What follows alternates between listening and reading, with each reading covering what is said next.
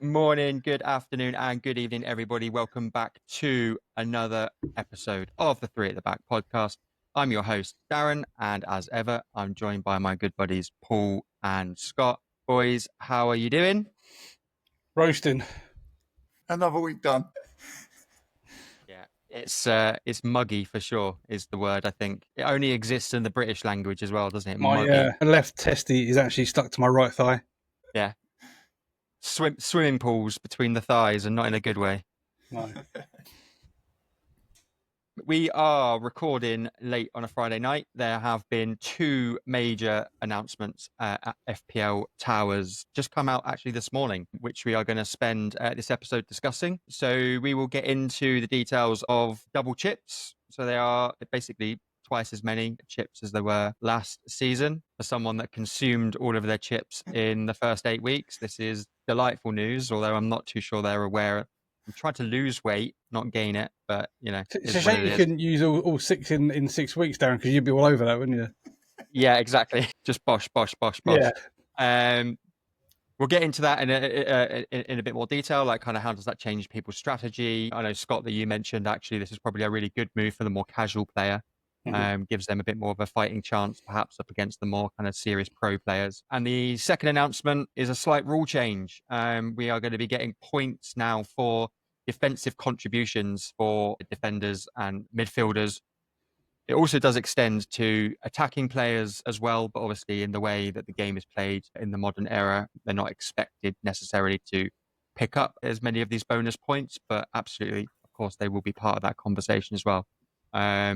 But yeah, let's get into it. And Paul, you've developed some flashy graphics for us to use on this particular episode. So let's give everybody. I can't wait to see these. Don't get too excited. So here we go. So this is what we were talking about just now. So the first announcement that came out early this morning was double chips. Look at that. Transitions. What are your initial thoughts on this one, Paul? Obviously, you did well to put the slide together, so I'll give you first dibs to chat about it. I think it's pushing players to take more risks. I think they're trying to make people move more from the template by giving us more chips to use. I think the fact that there's less double game weeks means that we don't have to hold our chips for as long as we did have to last year because of the lack of double game weeks available to us. So I think now they're probably giving them to us to make the game probably an element of more excitement to it. And I think also, like you said just recently, to keep that casual player more engaged. So if they are struggling in the first 19 game weeks, they've got kind of like a second chance to improve their squad going into the back end of the season and improving their rank. I think that's, I guess, my thoughts of it so far. I'm just not sure it will work in reality. Again, for the casual player, I think it's a good move. Yeah, I think from a business perspective, because FPL, I think, have always struggled to not to gain traction on new people, but to maintain their focus for the entire season. As you know, they have like 11.5 million teams per year. I mean, how many of those see the whole 38 game week out and stick to it and engrossed in it? I mean, I'd like to know actually the actual millions of players that dip out. It's probably half, maybe a touch more than half. And I think moves like this with extra chips and is their attempt to keep everyone more informed and more engaged and have a bit more fun, which I understand from a business model that's the way forward.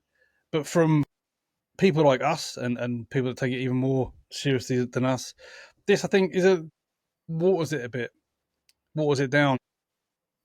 Means that the guys that plan long way in advance and use their chips in a strategic manner, this removes that to some degree. I'll use Darren as an example because he's notoriously poor at planning. Won't plan more than probably 30 seconds from now. I mean, he's planning his next breath.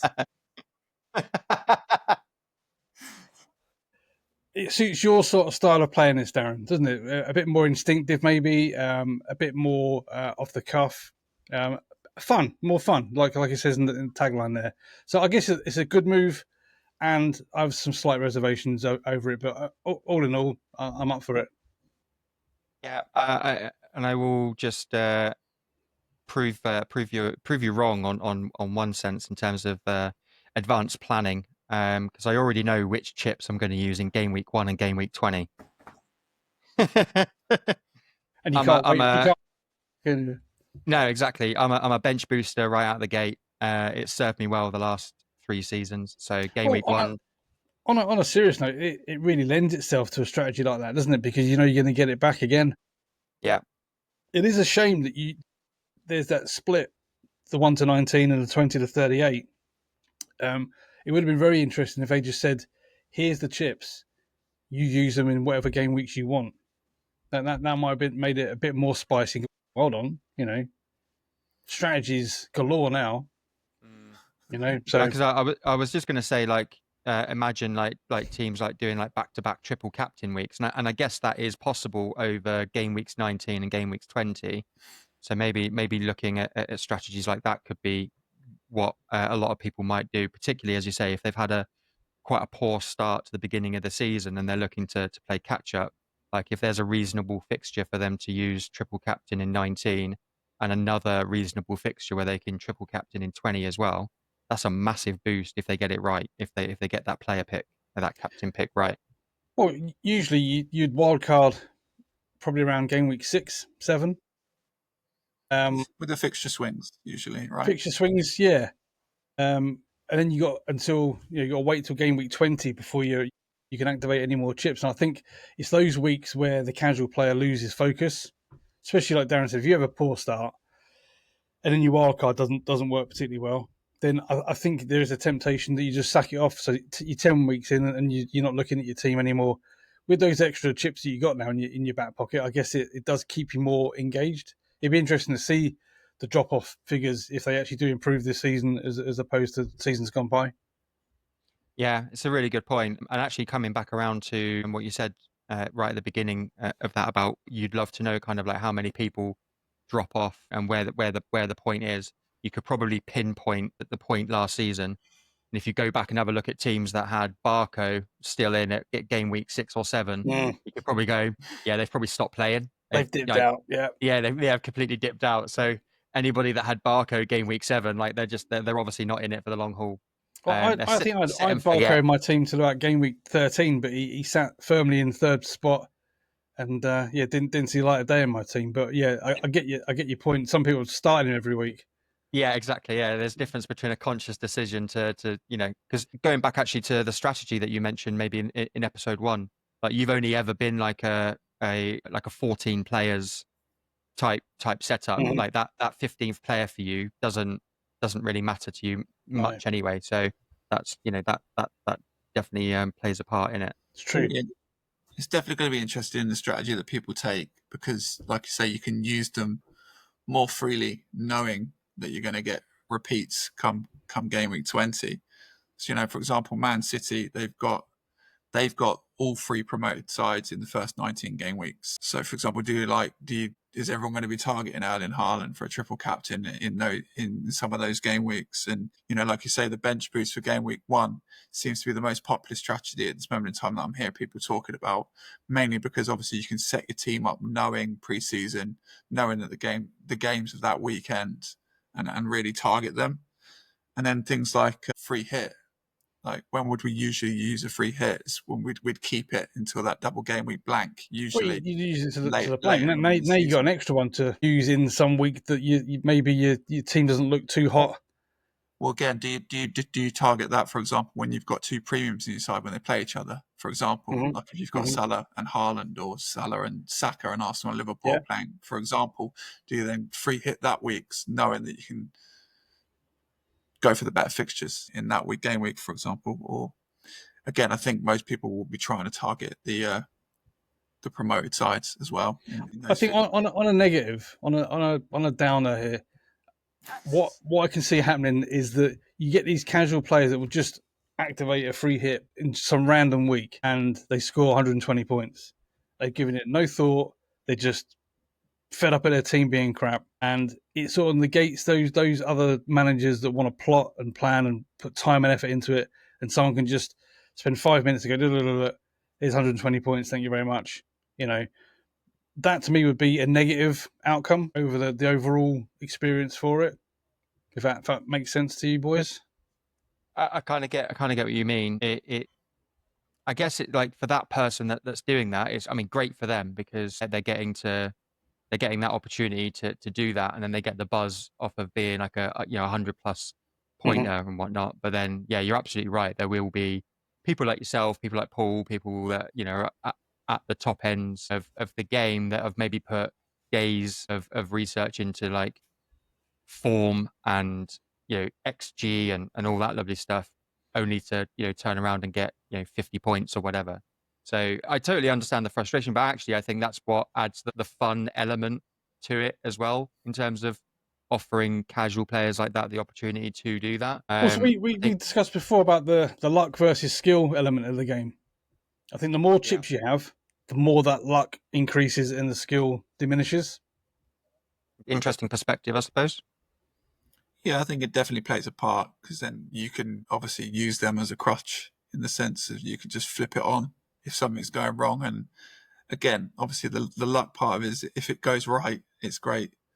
But I guess it's just having that flexibility, I guess, of having these chips is a real positive.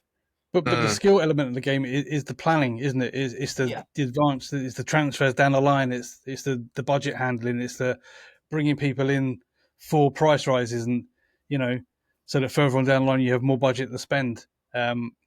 That's a skill of the game, and you have to be engaged to be able to take advantage of those things. I can just see, a scenario where someone who's not following it just howitz as a free hit out of nowhere, and all of a sudden you're 70 points deficit to them, and you're behind them. And hopefully over the stretch of the season, your engagement outscores them. But I just have slight reservations on day one about how it'll play out.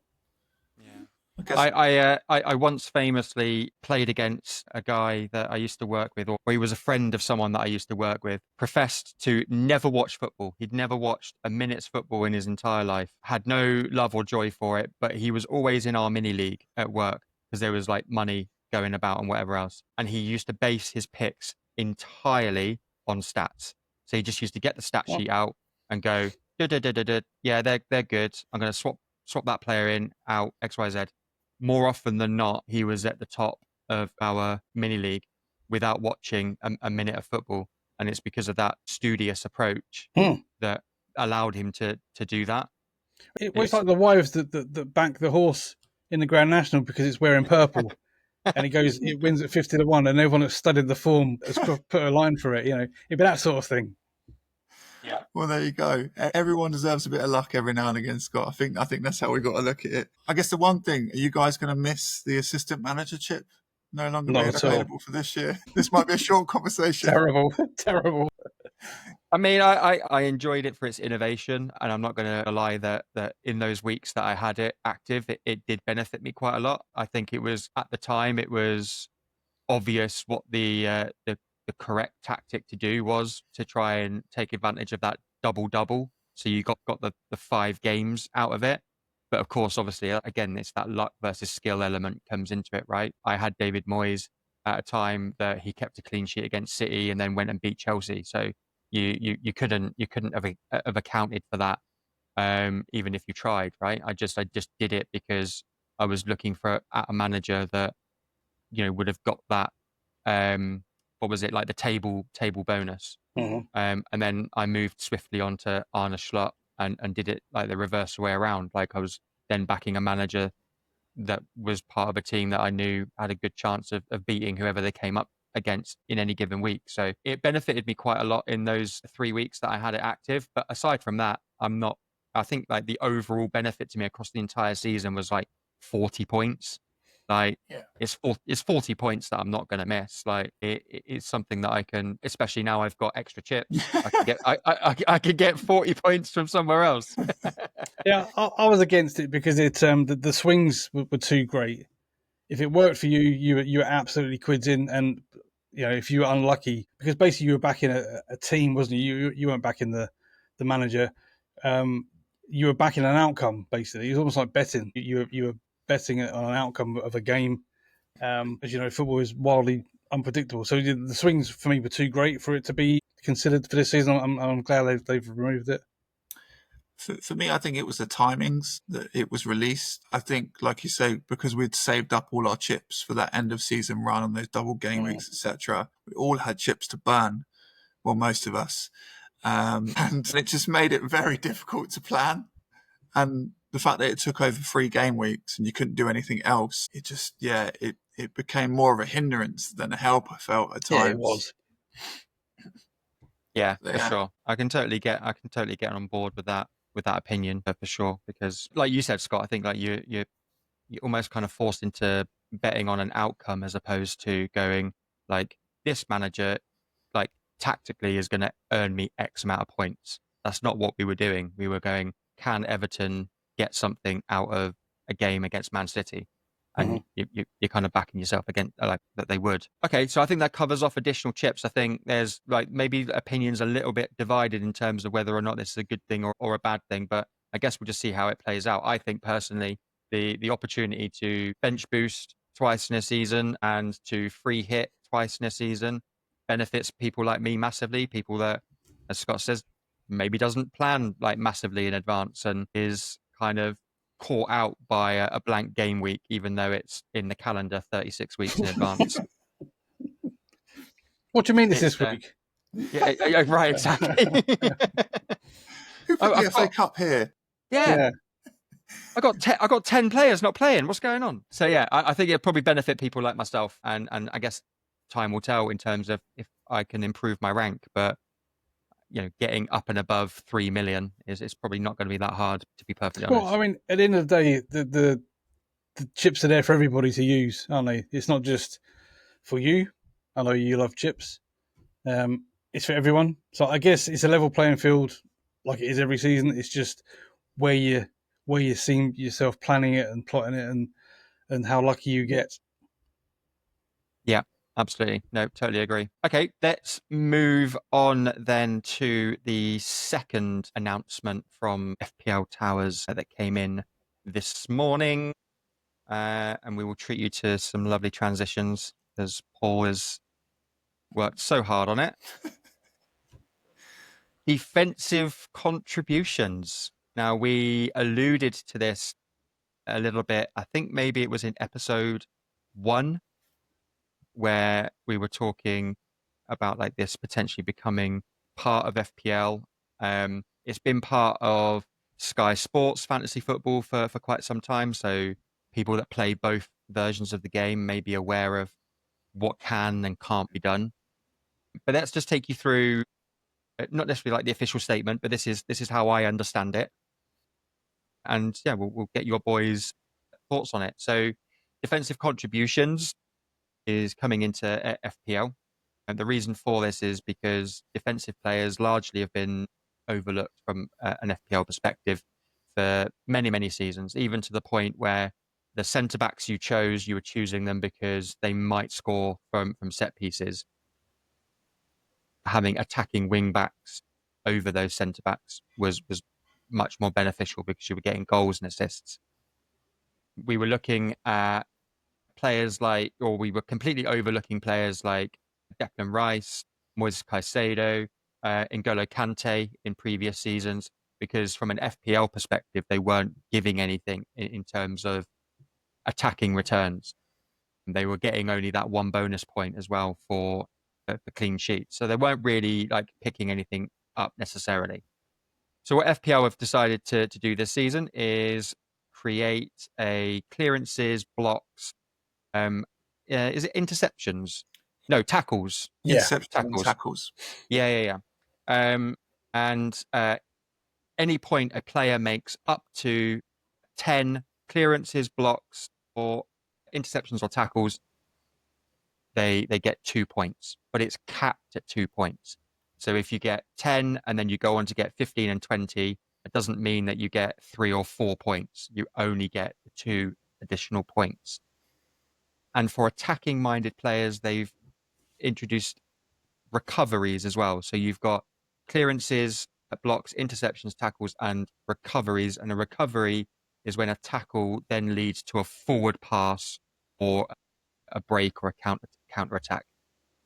And again, I think if you're an attacking player, you need to get 12 contributions to get those 2 bonus points. That's as I understand it. You can rewind this, you can play it back 10 times to make sure that you got it clear. But Scott, I will come to you first. Your immediate thoughts on this this new addition to FPL? I think it's a long time coming, to be honest. I think we've discussed this every season for about the last 4 or 5 years. And I'm glad they haven't gone the whole hog. If you played the like the Euro version, where you have all sorts of subs in play and all that, you know, deadlines being right up until kickoff and things like that, and you already know the team news. And I'm glad they only stopped at this, because I think this might be quite engaging and open the pool of players up. The 2 point thing, I would like to have seen 1 point for 5 and 2 points. Maybe for every 5 you got additional points and not capped it. But I guess capping it means that it's like a trial. I guess if it works, then maybe next season they'd open it up a bit more. But it'd be very interesting. I mean, you're looking at players like Caicedo, and you mentioned Declan Rice and other players. I mean, who else on that list? Elliot Anderson. I mean, these players you wouldn't consider ordinarily from attacking point of view. Yeah, I think Casado's probably scored twice in the last 5 years.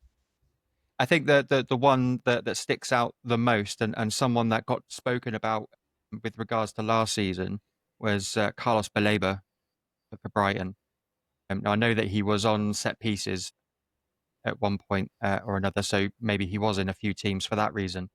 Well, I've got an interesting angle on Baleba. I mean, me and Paul discussed it in a phone call the other night, and I will divulge my inner sources live on our podcast. And that I work with a Brighton fan who's quite heavily involved in Brighton.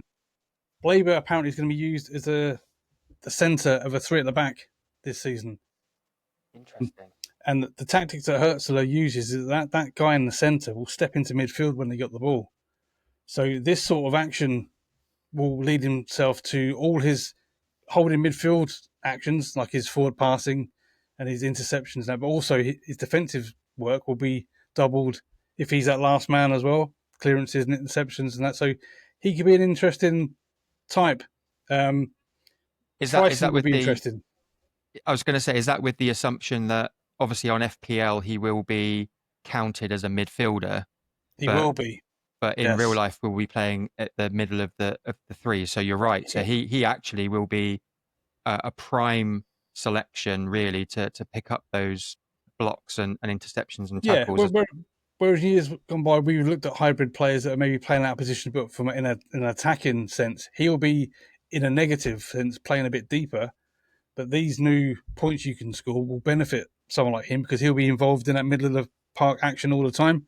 I was just going to say about the pricing. Obviously, they haven't released any prices yet. They've released all this first, which leads me to believe that they've already taken this into consideration for players like him and Caicedo and the like, that you might see a slight increase in their value.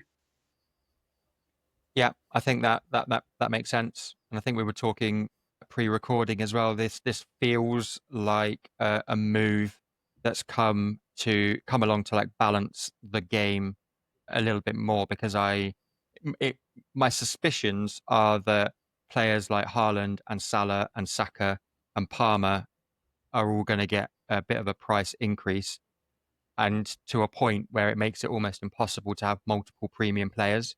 So you're going to have to fill your squad with these traditionally like unfancied players, but they're giving you now this defensive contribution as a kind of an attraction point necessarily, like particularly, as I said, for players like Moises Caicedo, that previously was maybe like a 5 or a 5.5 million pound midfielder. Maybe he is now like a 6 or a 6.5 Well, because there's a he's got guy. that There's a potential. guy not on that list that as soon as I read these changes, I was like, "Well, I can't wait for the prices to come out." I mean, what player springs to mind, Paul? In a midfield sense, Well, I guess again, I guess Rice would be unlocked in this sense because he does a bit of both.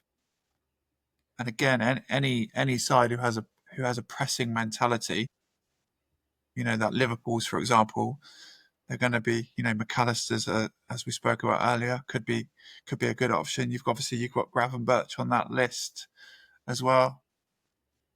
but Zubimendi but, obviously but coming in. there's one name that's not on that list that's screaming out to me that as soon as they release the price for this player, I'm going to be all Go on, over it. share with us. It's got to be Rodri. I was going to say Rodri, yeah. Of course, Rodri, yeah, a man we if haven't. Rodri's fit and firing, Yeah, what sure. price does he come in? I mean, he even scores goals, so he would be all action. Ballon d'Or winner. I mean, you don't win the Ballon d'Or just by being a holding midfield player, right? He's all action, providing he's fully. Yeah, It's a really, really, really good point. And I think the only reason that he's not on that list, obviously, is because spent most of last season out. So Yep. even with the points adjusted, he wouldn't necessarily appear high on that list. But it's a good move because players like him, quality players, world class players like him, were a non-starter in FPL. So now he becomes an option, which can only be a good move. Yeah, totally agree. I think another player as well that's worth highlighting, particularly with the adjusted points taking into account, someone like James Tarkowski, Everton centre back, would have benefited from 44 additional points had this been in last season, and he would have been well up there as one of the best defensive players to pick last year. So that just goes to show like what this can actually do for players that typically wouldn't have been a first thought. I guess that what is Paul. I'll ask you and come to you first in terms of like, is there anybody? Are there any players necessarily not on that slide there that like you're thinking now that maybe we could start looking at, whereas previously we wouldn't have considered them? Well, the thing I like about it is it's just going to add variations to our teams. It means that hopefully we start seeing more moving away from the template because, as we've seen, FPL gets very template-ish as soon as the season starts to get a bit settled. So I'm hoping this will add a bit of variation to that. And also it means that these lower teamed assets, lower team, they become more assets because they kind of become budget enablers within your squad and then add to the points. So I think that's one thing I'm excited about. Like you said, Tarkowski. I'm thinking like again, I'm stealing one of Scott's players that I think he's looking forward to seeing in the Premier League, but De Kuyper for Brighton, who again is going to be attacking but good in that transition, and obviously he's going to be a defender, so he's going to get those defensive points as well as those attacking assets. It kind of adds to it. So and then also the other thought I thought about is, will this mean that we will keep hold of players longer? So, for example, when you've got a player that comes into a tough fixture, do you keep him in the fact that he's going to be more defensively active and therefore has more possibilities to get those extra points in those games? So it adds that kind of point to it as well. So it keeps It's a it fresh really for good me, point. which I like. It's a really good point because previously we've gone, okay, I've got a defender and they're coming up against Arsenal. Like they've just come off like a nice run of fixtures where they've had the likes of like Wolves and Everton and Saints, and they've kept like a couple of clean sheets. Great, that's what I wanted them in for. and now they're going to go on a run against Arsenal and Liverpool and City.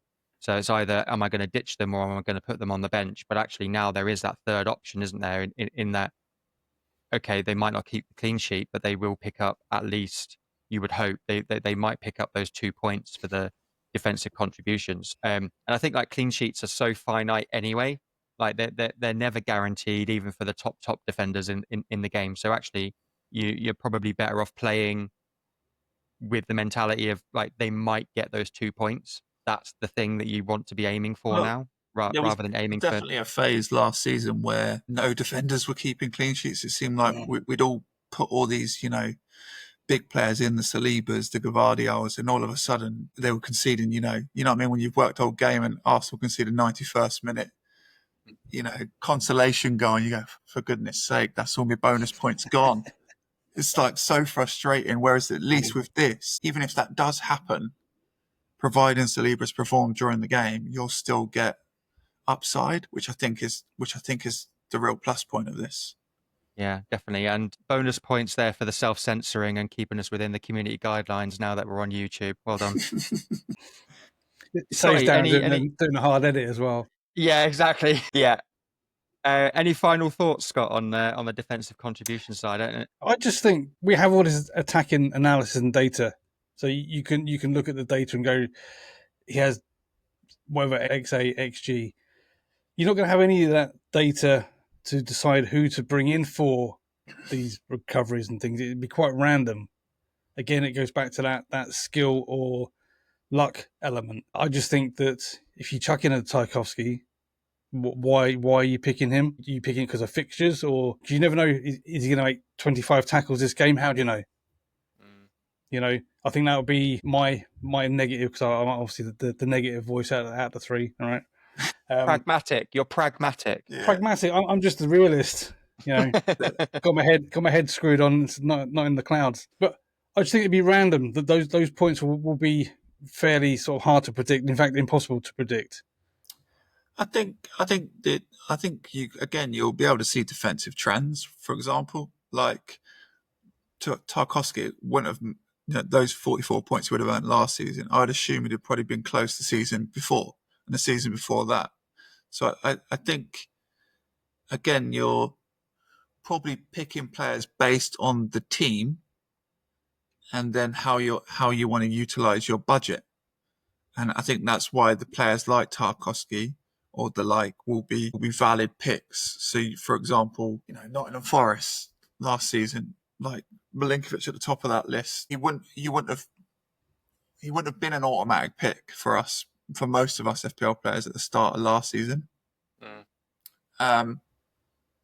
So he would have, if you'd have known certain elements of those stats going into that season, he might have been more of an option. Whereas now we probably have a bit more historical data, and that data will be around, interceptions, etc. That, and again, it'll be fed into FPL. I think the one thing I did read is that the data won't be updated live, so you won't be able to. So you won't know, while you're watching games, etc. Yeah, I think there'll be another scenario where like the BPS scoring is a little bit sort of erratic, and people don't fully understand that. I can see this being very similar. Like you're watching the game and you see Caicedo set the ball, and you're waiting for the points to tick over, and you're like, well, he definitely intercepted it, and they haven't given it for whatever reason. I can see that loads of like arguing going on, with FPL towers, and I think going back to your point, I think the element of the game where it's still based on attacking football will still be the most prevalent, and I think you're looking for those teams and players that maybe could add defensive qualities to those attacking outputs that would be the ones that really pay off, like a Rodri because he does get forward, and that a Tarkowski because Everton are solid at the back and he can add points now for defensive actions, and he does pop up with the odd goal here and there. So it'd be those pools of players that it's expanded to that we more interested than your, I don't know, maybe like a Zubimendi. I'm not sure about him, but he might unlock a Declan Rice, because he'll be pushed further forward and that. So yeah, an interesting element to bring in for sure, and long time coming, and makes it extremely interesting. So yeah, again, all for it. Yeah, and I totally agree with your original sentiment as well. It feels like this is like a trial just to see, like, is there interest and is there traction in terms of player picks and keeping people engaged. I think personally, I also agree. I'd like to see that if this does work and if this is a positive change to the game, that next season we see increments of like every 5 actions is 1 point and keep it uncapped. Because you've got to think as well, realistically, like how many players are going to have a game where they have 15 or 20 interceptions and clearances anyway. Like actually, it feels like that 10 is probably quite a natural cap anyway. But if a player does have an absolutely outstanding game where they've been just like in front of everything and cleared everything away, and also then been involved in making sure that that team is set up to succeed down the other end, that they So, should be so ultimately doing some rewarded for simple it as well. maths, Yeah. 32 is 76. 76. 76. Yeah. So that's the maximum any player can get if they score in every single game. So if that happens, they can score an extra 76 points, which I guess if you have 2 players in your team from day one right till the end is quite a substantial points increase. But I'm not sure like those 2 points are going to make a huge impact, I guess. Well, just for context, if I did have 2 players that did that, I would have increased my score by 5%, which actually is a pretty big jump in many respects. But that's coming from someone that was like way down the other end of the like pyramid. Like for someone like yourself that was up at the topper end, like, well, I don't know actually, because you said that you were trying, you found it hard to break out of that kind of like block of like Got stuck there. 2,000. Yeah. Yeah. So maybe actually that, picking the right defensive players and having that extra 100 points or whatever might have actually been a big And benefit. have they said about the BPS as well with relation to this new defensive actions? Are they going to add value to the BPS? Have they mentioned anything like that? Yeah, so reading the statement, it mentions it immediately after the 2 point cap. They said that although it's capped at 2 points, obviously that it does lend itself to the BPS system as well. So there is even that potential that, a player does have like 15, 20 interceptions, tackles, recoveries, whatever, Yeah. and it results in them getting 3 bonus points plus the 2. So say Tarkovsky again keeps a clean sheet. So that's 4 points. He's played the whole 90, so that's 6 points. He picks up the 2 points for his defensive and then gets a man in the match because they've won 1-0. I mean, yeah, you could earn some decent points for that scenario. Yeah, and there will be an Everton fan out there that's got him triple captained as well, no doubt. Yeah. That's the fans that Scott's talking about. And they free hitted him in at the same time. I think it just adds food for thought when coming to team selection. Be interesting to see whether people's game week 1 teams will change massively with these new rules, and I think it'd be evident to see how well it's been implemented. Come into like first 4 or 5 game weeks after that, I think it'll soon see the test of time. Whether we've all got Belabor in our midfield and the likes. So when's your gut feelings when the game's going to launch? Well, I think I kind of felt like that it was going to happen today because they'd obviously they updated the app, they've updated the website, it's got all new branding and everything else like that. So I kind of felt like they were preparing to launch the game. Obviously, we've got the announcements today about the defensive contributions and the double chips. Potentially, the game could launch on Monday. Like I say, Monday. Obviously, you're watching this on Monday. It's 7 p.m. And you've tuned in, so maybe the game is live right now. Who knows? Game's But live. that's my inkling is now. Yeah, it won't happen over the weekend, will it? I wouldn't have thought. No, I wouldn't have thought. No. No, for sure. Awesome. Exciting. Well, exciting times indeed. If you've enjoyed that chat about the latest updates from FPL Towers, please drop a like, please subscribe to the channel, drop a comment below. Let us know. Does this change your tactics? Does it change who you're going to pick? Like, did you have a first draft and has that now gone out the window? Let us know. Let's have a conversation down in the comments below. As ever, boys, love chatting with you. Love catching up with you. We will see you back here again next Monday at 7 p.m. For now, see you later. See ya. Adios.